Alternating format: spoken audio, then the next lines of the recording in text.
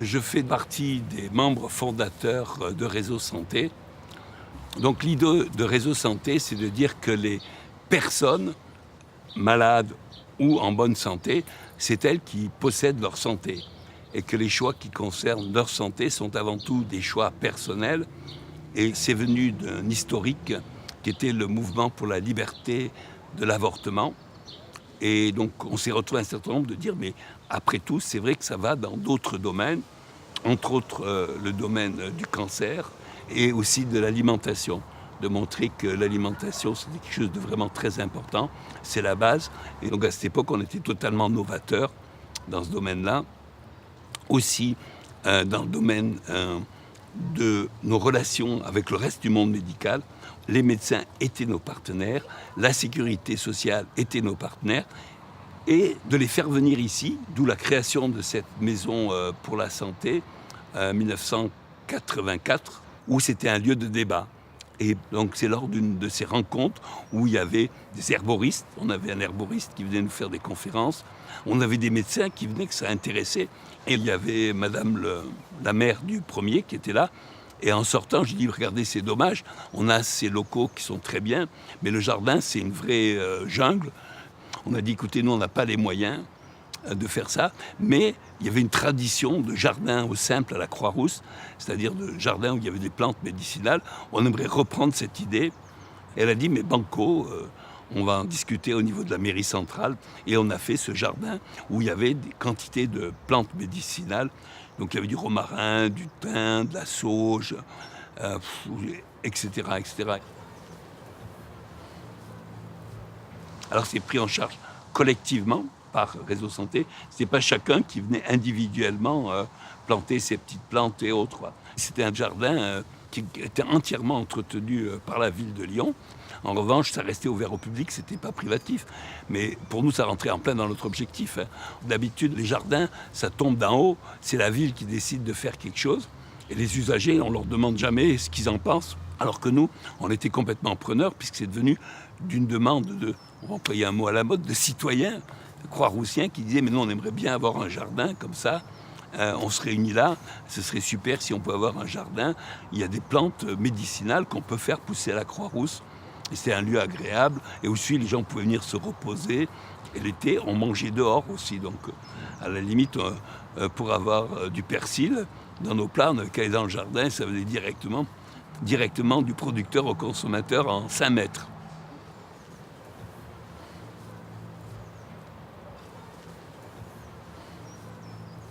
Ce qui est essentiel, c'est la dimension collective. Ce n'est pas du tout dans une problématique de jardin individuel. Il y a toujours eu des jardins dits ouvriers. Nous, on s'inscrivait dans une nouvelle logique, bien que quand même, je peux dire qu'on ait un héritage.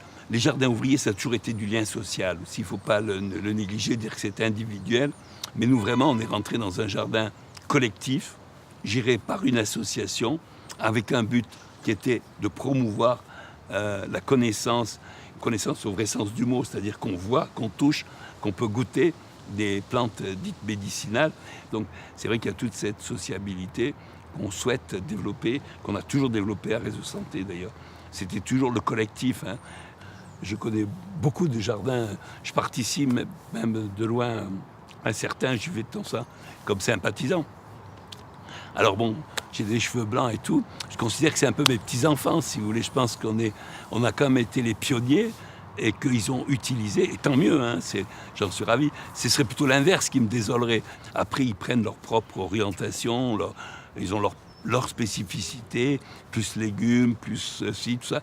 Et même puisqu'il y en a beaucoup de jardins maintenant qui récupèrent du compostage de privé, c'est mes petits-enfants. Même pas enfants, c'est mes petits-enfants. Qui reprennent ces idées, et tant mieux s'ils ont approprié.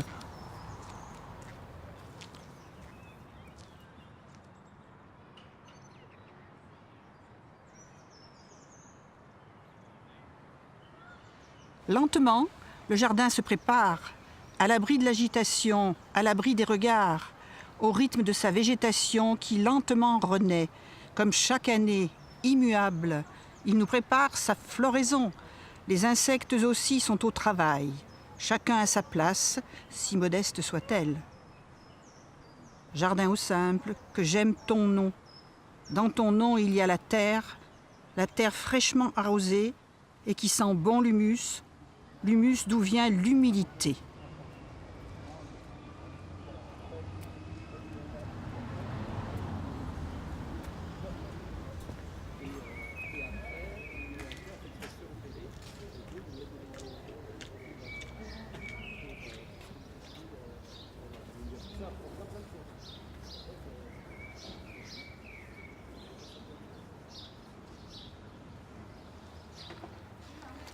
Bonjour Sylvie, je suis heureux de venir te voir ici à Jardin-sur-Cour.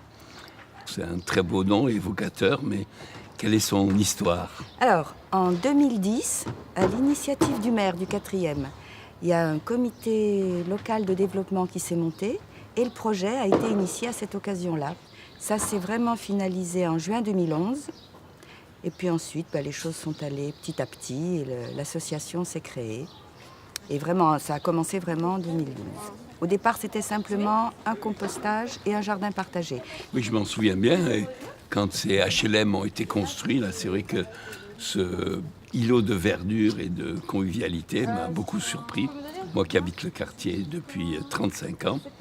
Et alors, où se sont mobilisés les gens? D'où venaient Alors, les au gens? départ, du quartier, mais au départ, c'est, je crois, 5-6 vieilles copines. Hein. Il y avait peut-être 1 ou 2 copains dans le tas. Ça s'est monté vraiment petit à petit. Et les gens s'agrègent au fur et à mesure au projet. Maintenant, on est une trentaine d'adhérents quand même. Et à faire vivre... Bonjour. Bonjour. À faire vivre le projet. Et je trouve que dans les gens qui viennent composter, il y a énormément de jeunes. Énormément. Qui c'est qui utilise ce compost? Après, uniquement vous ou... Alors, il y a tout le jardin, on s'en sert énormément, d'ailleurs, c'est pour ça qu'il est beau. Et on prend que ça, que le compost. Et tous les gens qui viennent composter, ils peuvent venir en prendre. Hein. On en donne aussi à d'autres jardins, dont le composteur fonctionne mal ou peu, ou pour diverses raisons. Non, là, on est très généreux avec notre compost, qui est de bonne qualité. On est bien content. Petite publicité gratuite pour fait. votre compost. Tout à fait. Alors, qu'est-ce que vous avez comme plante? Qui c'est qui décide ce qu'on met? Comment? Quelle est la décision? Parce que quand même, l'espace est limité. Ça a été très enrichissant, justement. Parce qu'au départ, on décidait tous, tout ensemble, en réunion. Et alors là, c'est la cacophonie. Ça ne va pas du tout. Les limites de la démocratie. Donc on s'est dit, les prochaines réunions, c'est celles qui ont vraiment quelque chose à dire et à demander, et celles qui s'y connaissent vraiment. Donc une petite équipe qui va réfléchir, qui va proposer, qui nous proposera ça ensuite en réunion plus générale. Et depuis, on fonctionne comme ça. Et ça va beaucoup, beaucoup, beaucoup mieux. Et donc, mais c'est vraiment... Bonjour. Là, on a touché... Oui, bonjour, messieurs, dames. Ah, il y a même voilà, vous avez Edgar. des jeunes qui viennent composter. Edgar est un habitué. Ah bon? Et est-ce que les gens peuvent se retrouver ici quand ils amènent leur compost, avoir un petit moment de convivialité, boire un verre, discuter un petit peu sur ce qui se passe dans le quartier? Régulièrement, on organise des apéritifs. Mais indépendamment de ça, les gens se retrouvent ici, puis ils commencent à discuter. Ils sont venus pour me jeter leurs épluchures, et puis en fait, ils discutent. D'ailleurs, j'en entends là derrière moi, ça cause. Et ils se donnent des nouvelles des uns des autres, ils parlent, et puis de ce qui se fait dans le quartier, de tu viens ce soir et tu viens là. Et non, c'est un lieu de rencontre. On a même des gens, on ne sait pas ce qu'elle est devenue, cette dame, mais une dame âgée qui venait pendant qu'on jardinait l'après-midi par beau temps, qui venait simplement s'asseoir pour être là. Elle disait on est bien. Il y a les plantes autour de moi. On va voir tout de suite jusqu'à quel niveau. Alors ce qu'on disait, on aimerait bien que Réseau Santé Chazière vienne cet après-midi pour en enlever, que ça nous évite de le transvaser déjà. Là. Mais je ne sais pas si elles vont passer. Donc tu nous disais là que sur l'intérêt de ce jardin dans le quartier. Alors de quoi relève ce mouvement? Parce que c'est des petits signes comme ça, ce qu'on peut appeler dans la vie des signaux faibles. Et comment ça se généralise? Parce que et l'intérêt politique au sens fort du terme, justement de... Des signaux faibles, mais je sais pas, de moins en moins faibles, je trouve. Hein, parce qu'il n'y a qu'à voir le nombre de gens qui viennent, ça a augmenté de façon exponentielle, hein, le nombre de la fréquentation du composteur, vraiment. Et là, sur la Croix-Rouge, je crois qu'on est déjà 7 jardins partagés. Je crois que c'est bien dans une perspective, effectivement, de renouveler dans des choses concrètes. Le jardin est une vraiment très bonne illustration d'une prise de pouvoir par les citoyens de choses et on a des marges de manœuvre aujourd'hui, il faut être raisonnable. Il faut s'en saisir. Et il faut les saisir et les développer. Et les développer, tout à fait. Je crois qu'on a besoin de remettre les pieds sur terre. Hein, et dans un jardin, c'est tout à fait à propos. Et les mains aussi, là, les mains, les pieds. De coller au terrain voilà. plutôt que de se faire des grandes envolées qui mènent nulle part. Oui. Redevenir concret. Et puis chacun apporter sa petite goutte d'eau. À nous d'utiliser les marges de manœuvre dont tu parlais. Pour il y a transformer du possible, c'est ça qui est formidable. Du possible, du potentiel, il y a tout.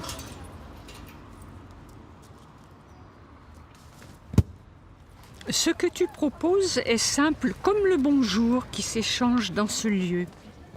Et de cette simplicité, de cette petite oasis, la vie va soudain éclore.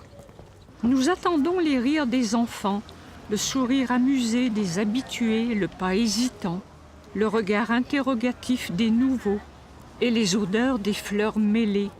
Et quelque chose d'ineffable que l'on peut sentir ou ressentir. Et parfois un silence, comme un point d'orgue, une musique faite de cris d'oiseaux, de bruit de la route toute proche.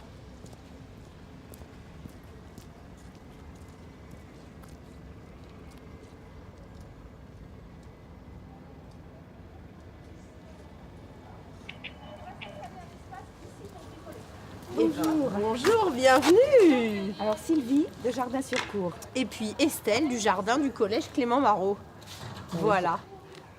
Je suis prof d'histoire géo et donc c'est vrai que je veille à mener des projets EDD et surtout à les coordonner à l'échelle de l'établissement. EDD, éducation au développement durable. Ouais, au développement durable.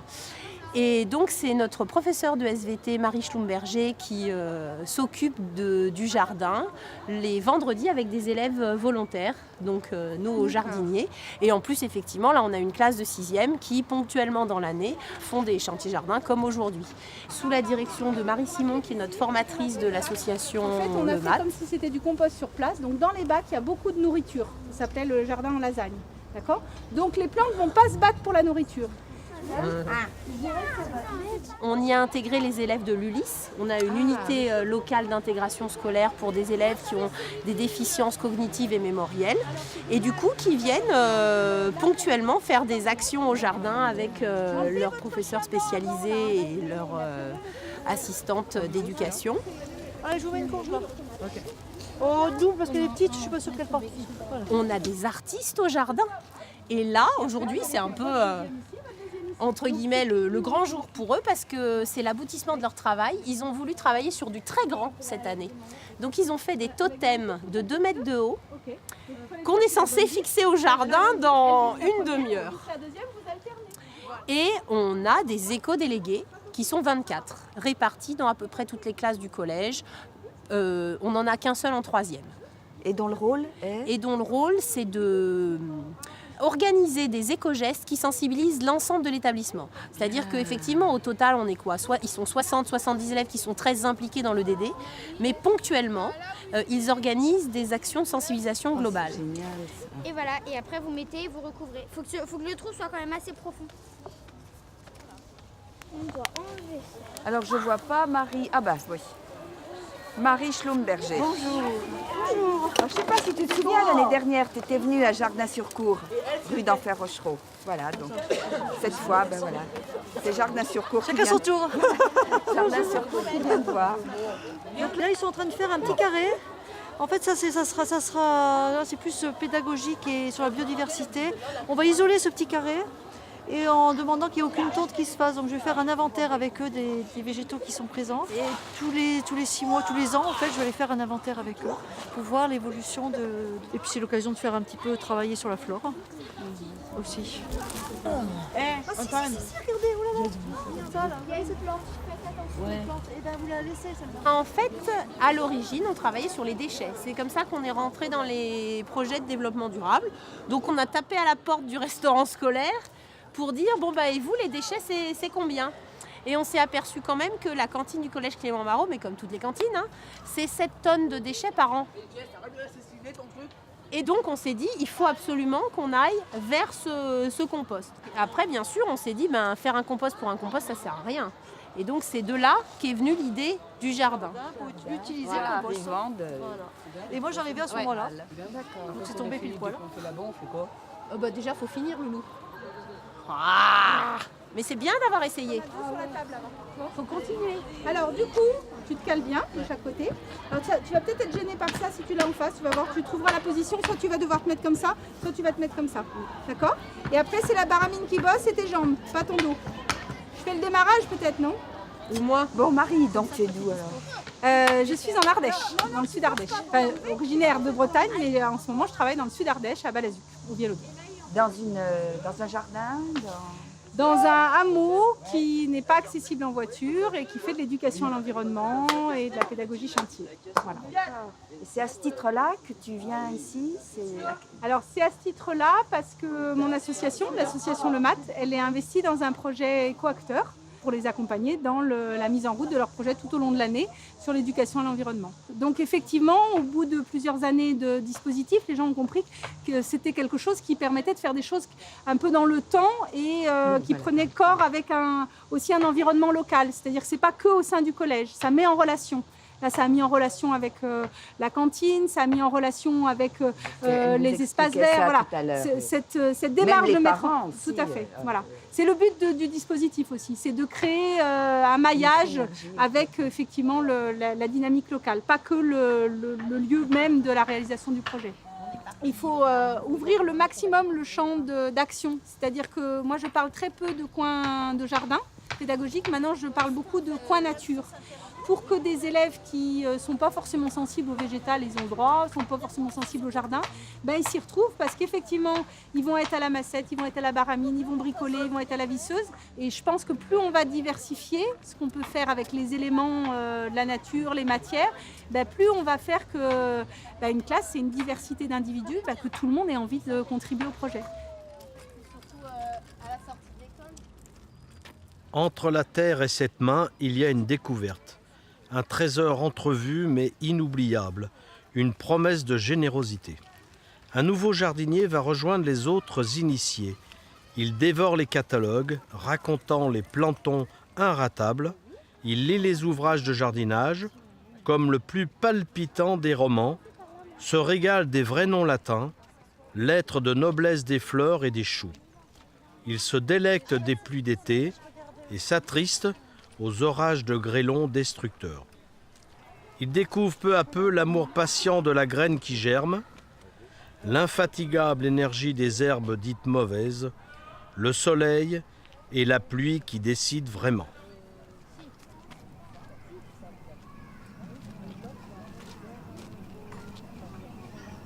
Ce jardin, il a une grande histoire. C'est d'abord le jardin de l'association Réseau Santé, qui est une association qui a 35 ans d'existence. Vous savez aussi que Réseau Santé, il y a 25 ans, est à l'initiative du jardin au simple qui se trouve rue de Crimée. Ensuite, nous avons eu l'idée de mettre en place ce jardin, puisque le jardin, c'est bon pour le moral et c'est bon pour le physique. Les jardiniers soignent le jardin et le jardin les soigne. Mais surtout, c'est un lieu de rencontre de tous les adhérents. Parce que nous sommes 120 adhérents à Réseau Santé et nous avons une chorale, nous avons des ateliers lecture, des ateliers d'écriture, nous avons nos ateliers cuisine avec notre diététicienne. Et en fait, tous les adhérents peuvent venir dans ce jardin, dès l'instant qu'il y a un jardinier sur place. Ou alors,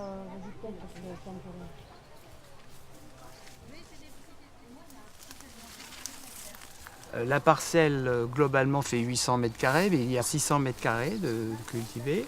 Et les jardiniers, on tourne sur une vingtaine de jardiniers. Alors les gens viennent généralement par binôme, trinôme, ils s'organisent entre eux, comme pour les réseaux sociaux. Je viens au jardin, tu viens, etc. Ça, c'est en général 2 ou 3 fois par semaine. Sinon, on a des ateliers les week-ends, puisque là, on peut avoir tout le monde. On retrouve le bras droit. Ça va être là. Oui. au mois de février-mars, on fait la réunion qui définit le plan de culture à partir des choix qu'on fait en commun. Et on a un suivi aussi, maintenant on a amélioré un peu au fil des années. On a un classeur par parcelle où la personne qui vient remplit ce qu'elle a fait. C'est ce qu'on a mis en place au collège aussi. C'est ce qu'on essaye petitement de mettre en place. On a un petit classeur de suivi des activités. Vous êtes sur la bonne voie. Il faut faire dans les règles de l'art, c'est-à-dire au fond, on met un peu de compost pour la nouvelle plante. Ah bon ? On a un composteur, mais il n'est pas suffisant pour notre surface. Donc on a un projet qui est en cours d'ouvrir un composteur de quartier. C'est la question que je voulais vous poser justement après, parce que nous aussi on se pose forcément la question. Nous on a d'autres limites, mais effectivement on aimerait bien que le compost soit plus fourni avec la participation des familles. Mais c'est pas très facile à mettre en place. C'est pas très facile. Alors, le jardin sur cours y arrive très très bien, donc on se dit pourquoi pas nous. D'ailleurs, il nous aide à le concevoir et à l'organiser. Mais je pense que pour vous aussi, c'est une solution de mutualiser le plus possible.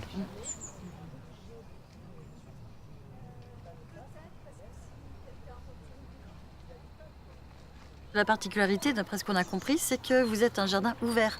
C'est-à-dire que non seulement vous venez en tant que jardinier, jardinier de l'association, mais quand vous êtes présent, vous ouvrez les portes à tous visiteurs. Ça fait partie de la convention que nous avons signée avec la mairie de Lyon, qui nous a mis à disposition gratuitement ce terrain, ce magnifique terrain, on peut le dire. Mais en contrepartie, bien, lorsque nous sommes là, donc nous avons l'obligation d'ouvrir le jardin pour le faire visiter et accueillir les visiteurs. Mais pour nous, c'est un plaisir, parce que c'est quand même assez exceptionnel de voir un jardin comme ça en pleine ville. La définition de la santé, l'Organisation mondiale de la santé dit que la santé, c'est un bien-être social, physique et mental. Donc, nous répondons bien aux trois volets. Aux trois volets, voilà. Toutes nos activités ont un point commun, le lien social. Voilà, c'est très important. Il n'y a jamais eu, je trouve, autant de gens qui souffrent soi-disant de solitude depuis que... Alors que les réseaux sociaux sont... Oui, alors que, on a des tas de choses qui, soi-disant... une association comme celle-ci leur permet de sortir. Nous incitons les personnes qui viennent chez nous à participer aux réunions de quartier, à aller dans les comités de quartier, ne pas être spectateur, mais être acteur sur leur quartier. Et justement, depuis les 35 ans que votre association existe, est-ce que vous avez aussi trouvé que le rapport entre l'urbain, entre guillemets, et les coins de nature a changé ? Ah oui, moi, je trouve que ça a changé. Le moindre petit coin en ville, vous vous promenez sur les pentes de la Croix-Rousse, vous voyez des endroits qui sont investis. En fait, je trouve qu'aujourd'hui, les gens ont besoin de s'approprier de ces petits coins. Ce qui prouve bien qu'il y a un besoin aujourd'hui de nature. Et la nature en ville, c'est quand même bien de la développer. Cette nature, ça vous apprend à soigner. Et quand on est dans un jardin, par exemple, vous prenez soin d'une plante et ça apprend à prendre soin de soi et des autres, quoi. On en prend vraiment conscience. Il y avait un jardin qui s'appelait la terre. Il brillait au soleil comme un fruit défendu. Non, ce n'était pas le paradis ni l'enfer, ni rien de déjà vu ou déjà entendu. La la la, la la la, la la la. Il y avait un jardin grand comme une vallée. On pouvait s'y nourrir à toutes les saisons. Sur la terre brûlante ou sur l'herbe gelée, et découvrir des fleurs qui n'avaient pas de nom. La la la,